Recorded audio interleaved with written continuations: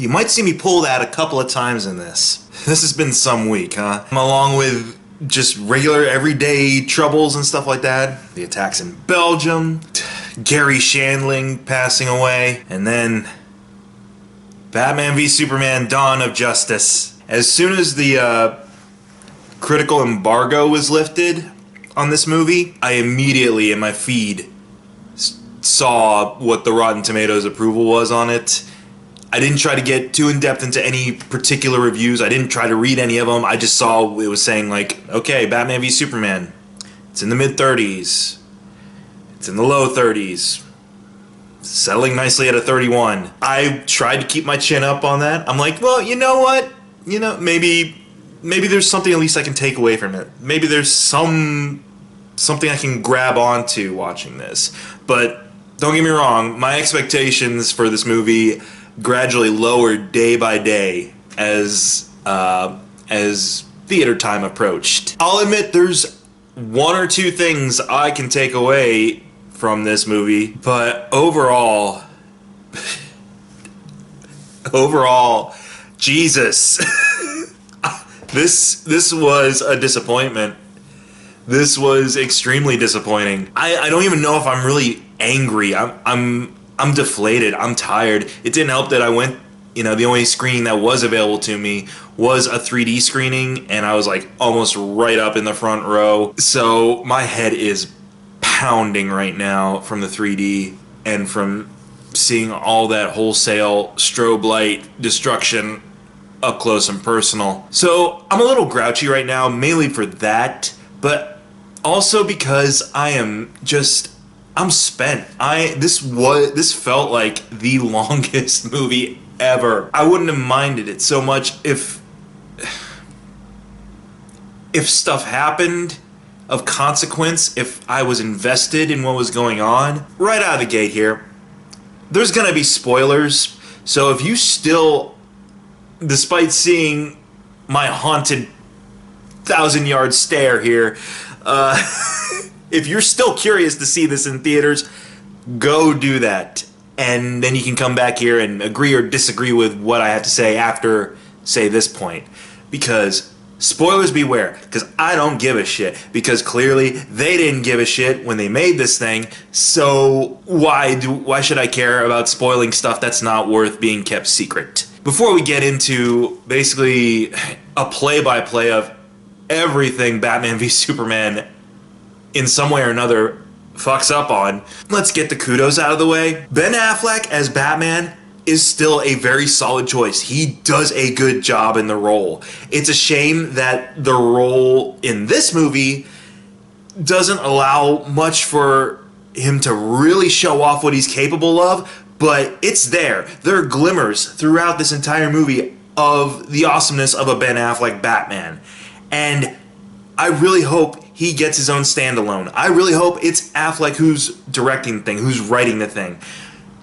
Good God, keep Zack Snyder away from solo Affleck Batman films, please. Because that is, out of all of this, the one thing that really, really gave me some sense of hope for this universe in a way, is that, yeah, there's potential with Affleck's Batman. You can see it there. It's not fully realized yet thanks to this movie, but it can be. Another thing, even though she's more of a gimmick than an actual character in this movie, Wonder Woman seems like eye-catching enough, and Gal Gadot in the role seems dynamic enough to go somewhere with it.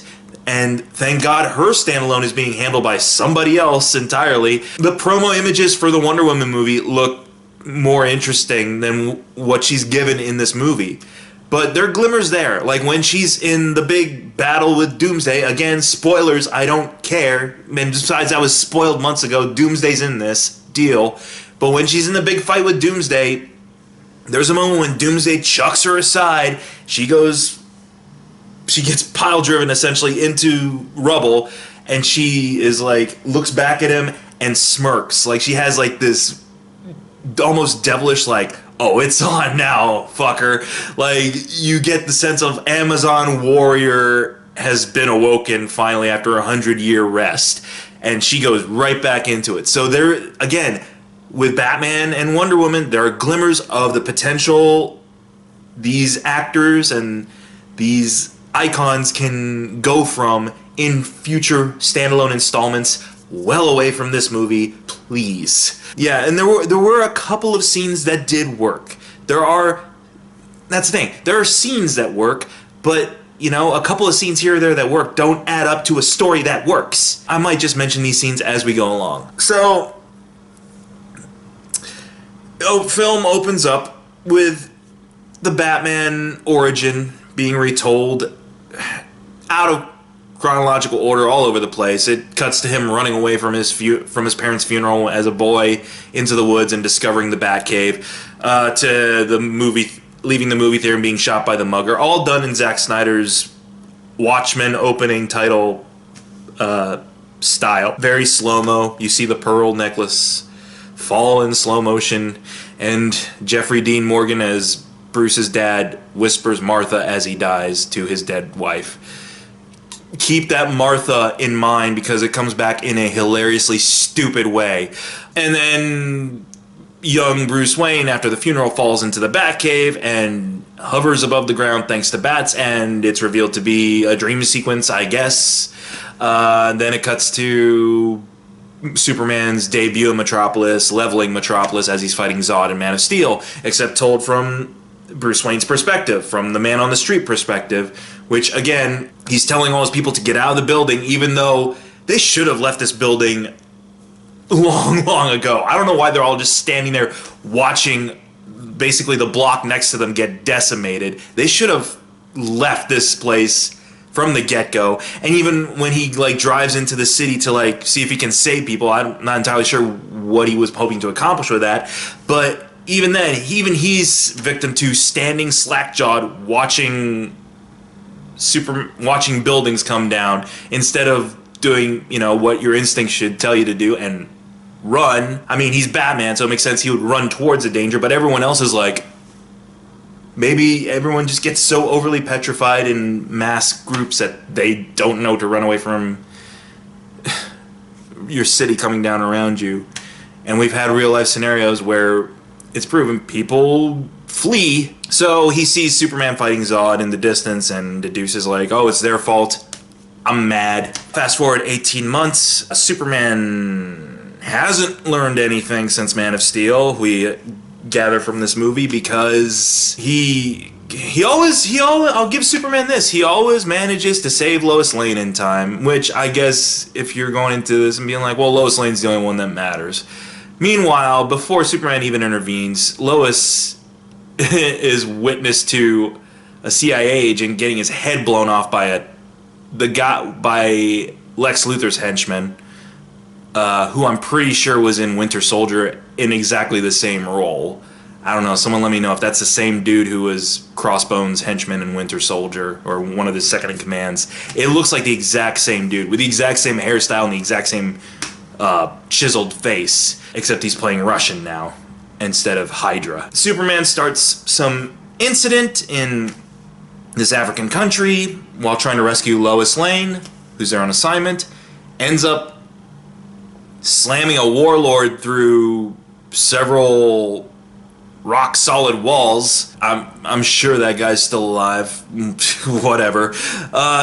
Which leads to a series of congressional hearings or Senate hearings where Holly Hunter's character is overseeing and calling into question, Superman unilaterally intervening in man's affairs and basically taking the law into his own hands, taking human affairs into his own hands, and so forth. And Ben Affleck's following this, and he's had this plan in motion for a long time to steal kryptonite that Luthor's trying to smuggle into Metropolis for his own anti-Superman deterrent for reasons. We'll get to Luthor in a second. But Batman himself is trying to track down that Russian dude and runs into Wonder Woman, steals kryptonite, blows people up with the Batmobile, and has nightmares within nightmares. He has a nightmare which I'm guessing hints at apocalypse on Earth, because you see the Omega symbol and you see, I'm guessing, a brainwashed Superman and parademons, maybe. I don't know what the hell. But then he wakes up from that, and then it turns out the Flash, Ezra Miller, is blurring into existence to warn him about something about Superman, and Lois is the key for reasons. And then Bruce Wayne wakes up again. So Bruce Wayne was in full-on Inception in this movie, which makes sense because Nolan's still a producer on this, if you couldn't tell, with all the bleakness. The scenes with Bruce and Alfred in the Batcave doing stuff, the scenes where Batman is on his own and just doing Batman stuff, those do work. And you have like lines lifted from source material like Dark Knight Returns. At one point, Bruce says to Alfred, "We're criminals, Alfred. We've always been criminals." That's a line from Dark Knight Returns. The Russian dude is holding Martha Kent hostage. Again, we'll get to that. And threatens to like shoot her or fry her with his flamethrower. And Batman has another henchman's gun trained on him. He's like, "Do you believe I'll do it?"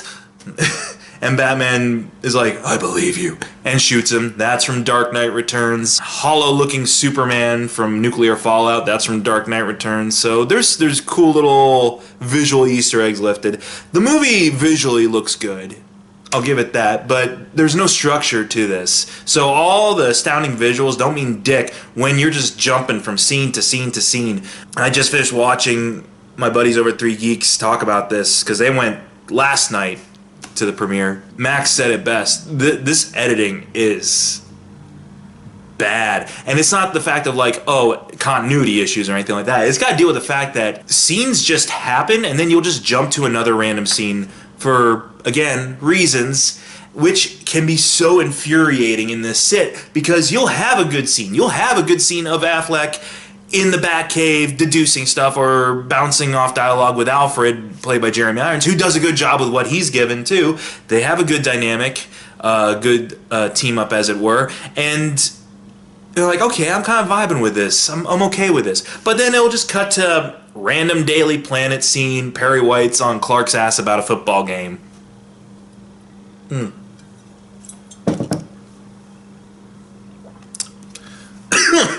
Convoluted plot happens. Superman gets framed for an explosion on Capitol Hill. It sends him into exile for like 5 minutes, and all it takes is a pep talk from Ghost Dad, Kevin Costner.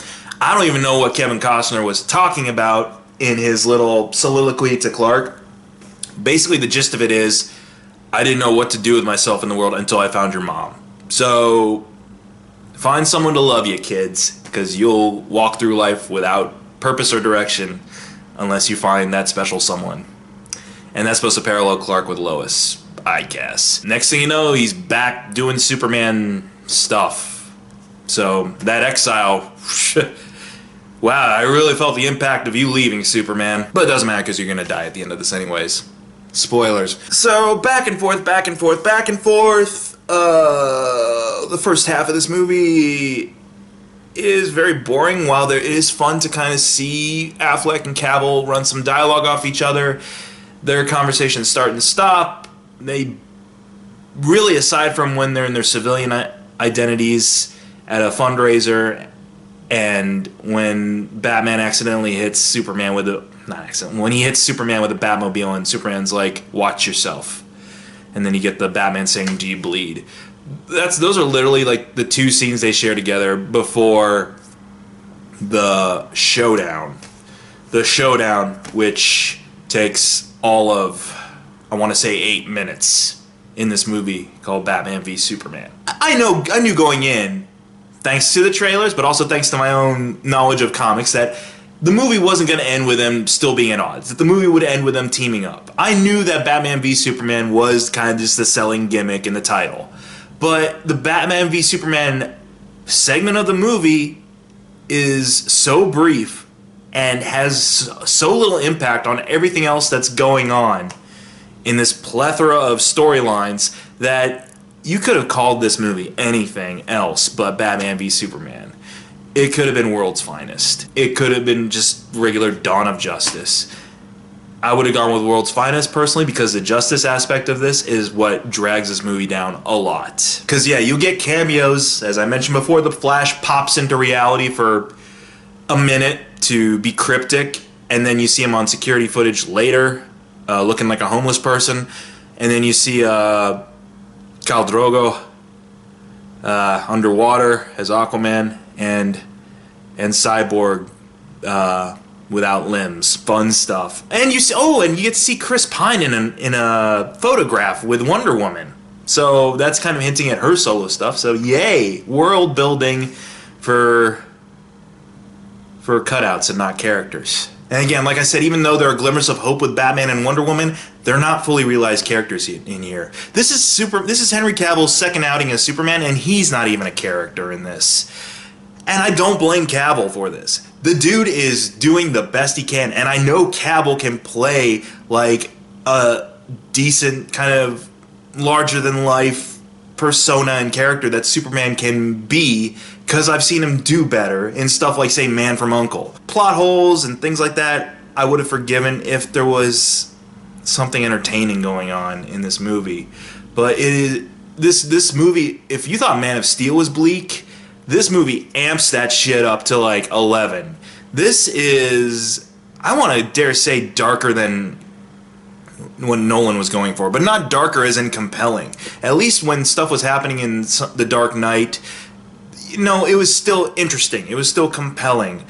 Here, I get that you want to have your heroes to be introspective and maybe a little bit more deeper than what's on the page, but just don't make them boring as hell. Like I said, Superman dies at the end of this movie, and I didn't care. It's not because of Death of Superman story arc being rushed and forced in there with Doomsday and everything like that. It has to deal with the fact that throughout following this guy through Man of Steel into this movie, I still know jack about him. I still can't find anything character-wise to invest in with this iteration of Superman.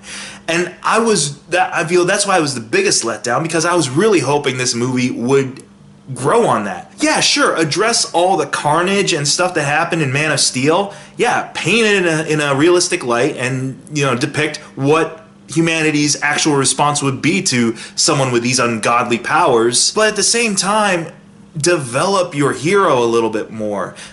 I never see Cavill crack a grin or smile once about anything in this movie. I think even during tub time with Lois, the guy can't even like get a genuine smile across his face. Like, dude, you're making out with Amy Adams in a tub.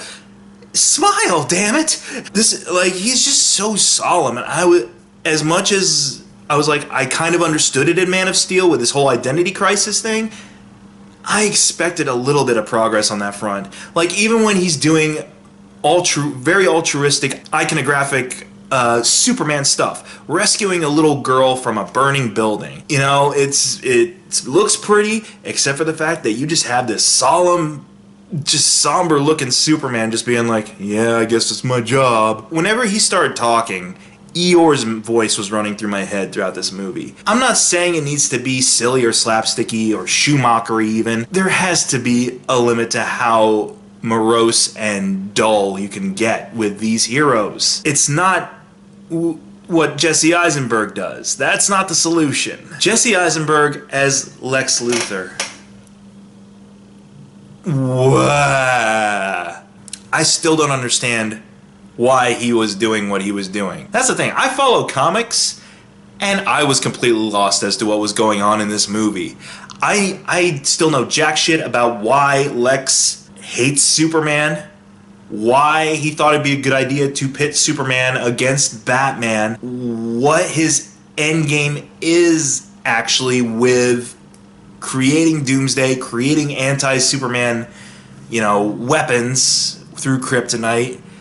Nothing about his motivation made sense to me, and they tried to explain it away saying like he doesn't believe in God because he was hit as a kid by his dad. I'm sorry that you had an abusive childhood, dude, but what's this got to do with you hating Superman?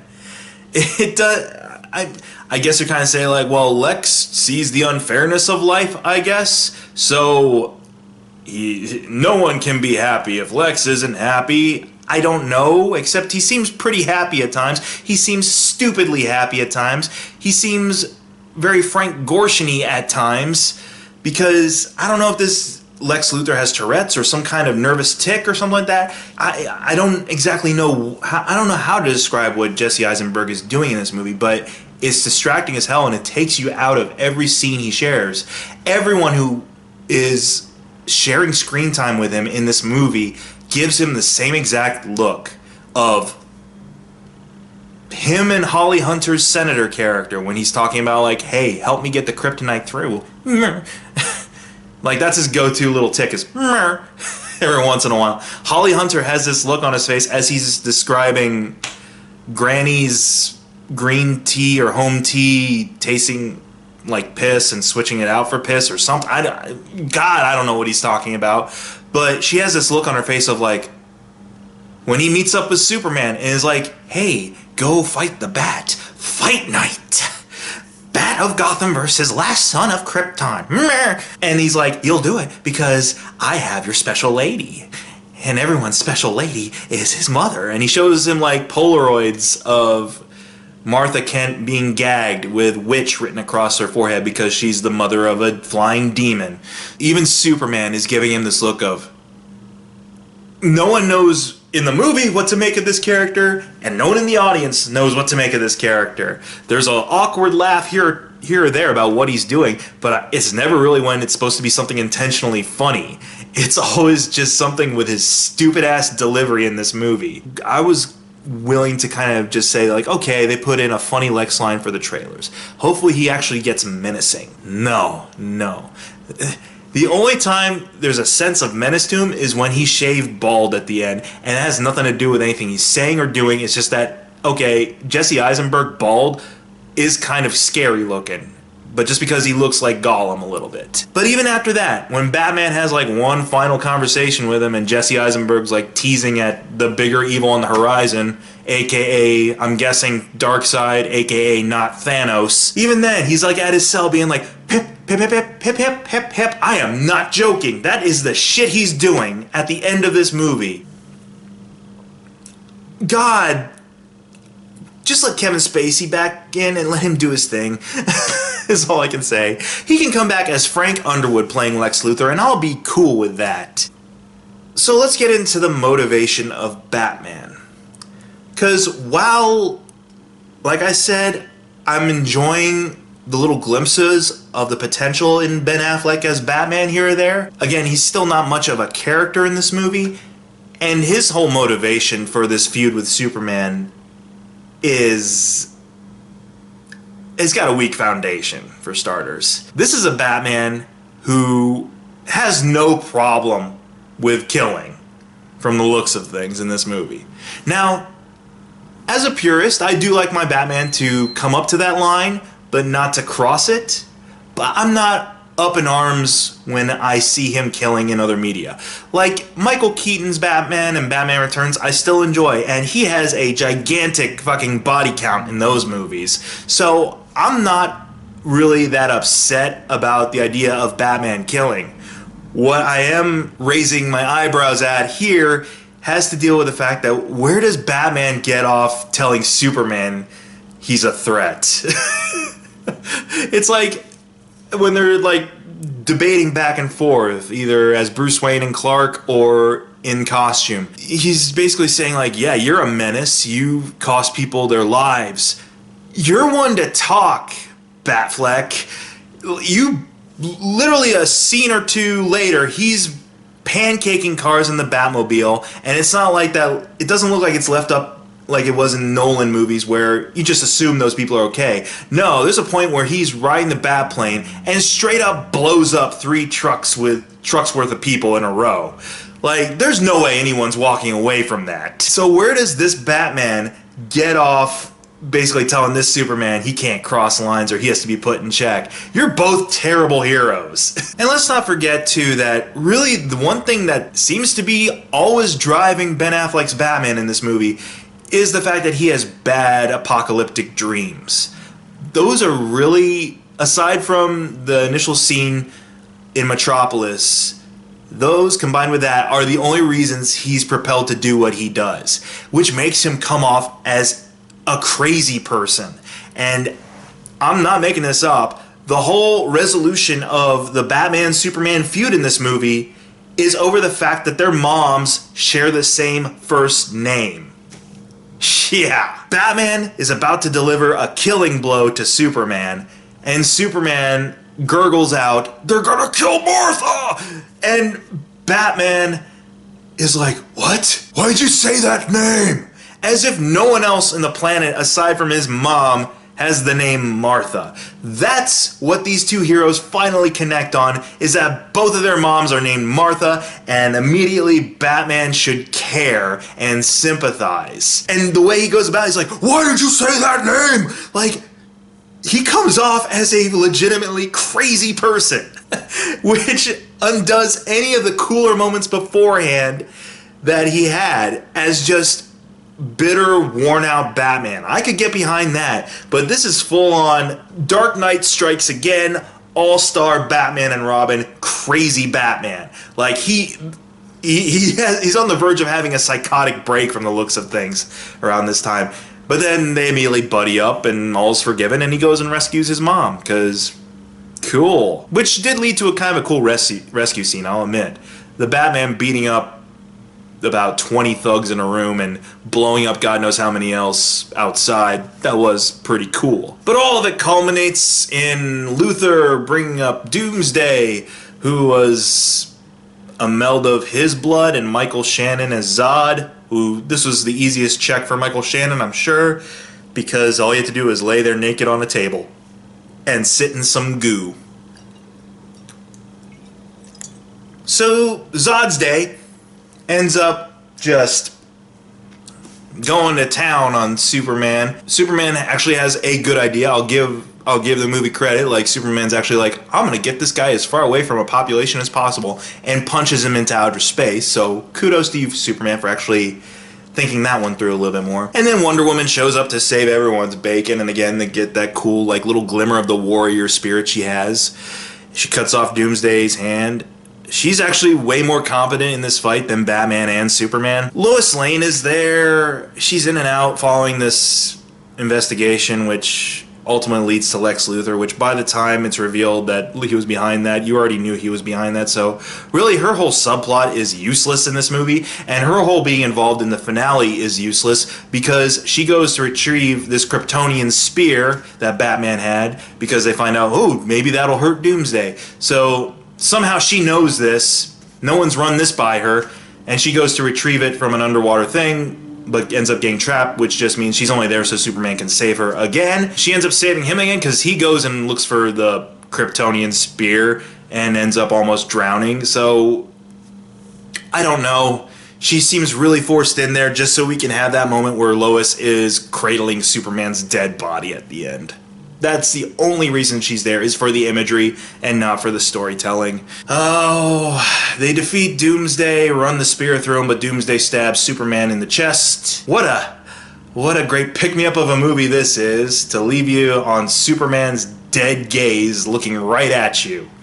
I think I heard a kid behind me whimper because of the fact that you just have Henry Cavill's like just blank, glazed over dead face staring at you out at the audience. So the nation mourns Superman.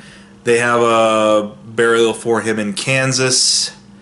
Apparently he got proposed to Lois. I saw that coming because he apparently forwarded the wedding ring to his mom's house, and she gave it to Lois. They bury him in the plot next to his dad so they can reminisce and tell bullshit stories to each other in the afterlife all the livelong day. Batman and Wonder Woman are off underneath a tree watching from a distance and saying to Wonder Woman we should get these other metahumans together and fill the void that he left. So in other words, well, I'll see you at Justice League Part 1, gal. It leaves you on seeing some dirt slowly levitate off of Superman's coffin. So if you were invested in him dying, that investment is immediately undercut within 5 minutes because, yeah, they straight up just say, oh, he's coming back. There it is, right there. He's fine. Don't even worry about it. Like, at least when Lord of the Rings came out, I knew Gandalf was coming back in future installments, but, you know, at least at the end of Fellowship, they weren't like, cutting to him falling through the earth, being like, I'm here too! I'm still alive! Like, at least they kept that surprise for the trailers for the next movie. At least. Here, they can't even keep Superman dead for more than 10 minutes. You already know he's gonna come back. I'm cranky. My head hurts. And I'm just... this was very much a letdown. I had prepared myself after kind of seeing the way the wind was blowing on this thing percentage-wise on Rotten Tomatoes, and kind of hearing feedback from people who had seen it that I knew, such as the Three Geeks folks. I was preparing myself, but I was at least hoping some stuff I could take away, and I did take away some stuff. Like I said, there's promise. There's promise still for this universe idea. Can we please get Zack Snyder out of the driver's seat for some stuff, please? I can't do it. I can't do it with him anymore. I like his adaptations of things. 300 and Watchmen, those work fine as movies because guess what? Aside from some creative changes here and there in Watchmen, there's not a lot of leeway for him to just be like, I'm going to see this my own way. Like, there's a singular story from Watchmen, there's a singular story in 300, not much wiggle room. He holds to the outline of those original stories, and those are fine. So far, when he has a property that he has to adapt and he's able to take his own creative liberties with not just the characters, but with what their story arc should be, I am not impressed so far. Man of Steel, I was half and half on. Like, it has problems, but I could see the potential of the springboard into the larger universe for it. I could see where it could go from there. But there's springboards for other characters that hopefully can be on their own out of his creative reach.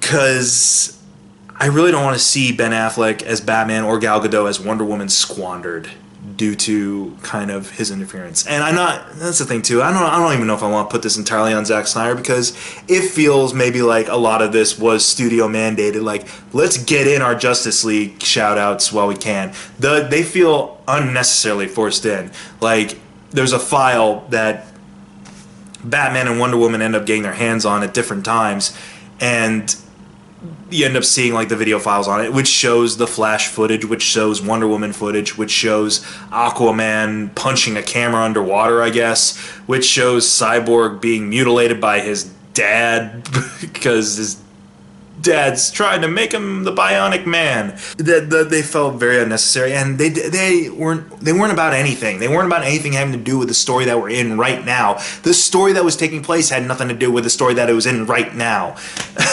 Any promising idea or any promising scene in this movie is immediately cut away from to make room for a filler scene with side characters who, honestly, they could have been cut out of this movie and you wouldn't have lost anything. Scoot McNairy's amputated former Wayne employee who suffered in the Metropolis attacks. I get it. I get what the character's supposed to represent, but he is useless in his scenes. There is no reason for him to be in these scenes. There is no reason why focusing on this character is all of a sudden going to compel Superman to suddenly show up for a court hearing.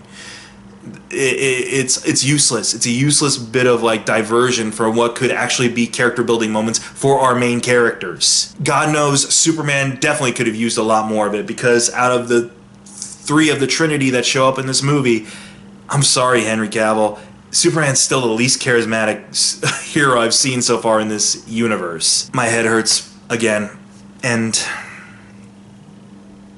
a lot of these things could have been forgiven if there was entertaining things happening or interesting things happening with the characters. Again, I don't mind the characters being a little bit broodier or introspective or grim, but there has to be something dynamic going on as well. There has to be something for me to genuinely invest in them as characters instead of just placeholders for action beats or for exposition dialogue or for vague thematic dialogue that anyone who has access to fortune cookies and a laptop could write. I'm really pulling for Suicide Squad right now. Like, at least the trailers for that are making that look fun, and I have more faith in David Ayer as a director than Zack Snyder. I really hope Suicide Squad can pull this crap together, because it does not look good for the DC shared universe so far. The fact that I'm looking towards other projects while I'm watching this current project is not a good sign. Sorry, Batman v Superman. I really wanted to like you. I really wanted to care, but this was disappointing. Can't wait to talk about this on To the Chat Cave with Max pretty soon.